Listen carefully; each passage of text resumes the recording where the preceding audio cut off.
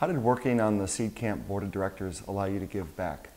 There is a kind of incredible community of small businesses growing in the area in which I work in East London. It's becoming its own sort of Silicon Valley, kind of densely populated small technology companies, fast-growing businesses.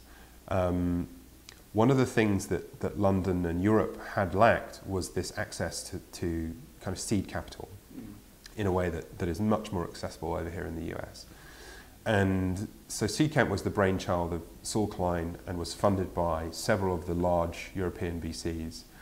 And its mission was to help grow good ideas into great small businesses with a very small amount of capital. I think it's between 30 and 50,000 euros per investment for a small stake in those businesses. But more importantly, it was creating an environment where mentors could descend into London from around the world and really help those entrepreneurs and those businesses to get the right kind of advice, make the right kinds of decisions early on.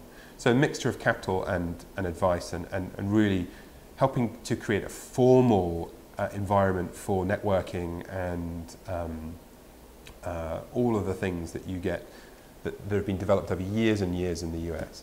So Seedcamp creates a structured way for mentors to meet with small businesses, help them get investment and help them get through some of the early and difficult decisions. One of my duties as an entrepreneur in London, who's a CEO of and a founder of a reasonably successful business in the space, one of my responsibilities is to help other people make the right kinds of decisions. And you see a lot of small businesses who are faced with, should I raise money? How do we do the marketing for this? Should we go international? Should I move to San Francisco? A lot of these questions coming out.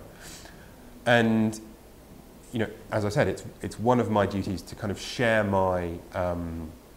the decisions that I've made that were similar to theirs, and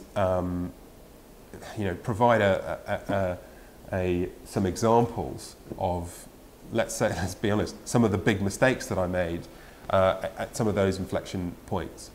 What Seedcamp does brilliantly is it takes what's happening informally and it makes a very, very kind of formal infrastructure for people like me and people far more successful than me to come in and interface with these small businesses over a relatively short period of time. But I think it's that intensity of that educational kind of feedback sessions and meetings and so on that really it's like pressing the fast forward button for companies that would never get access to those kinds of people. So I guess Seedcamp is a more formalized version of what's happening already, and it's invaluable kind of insight for small companies.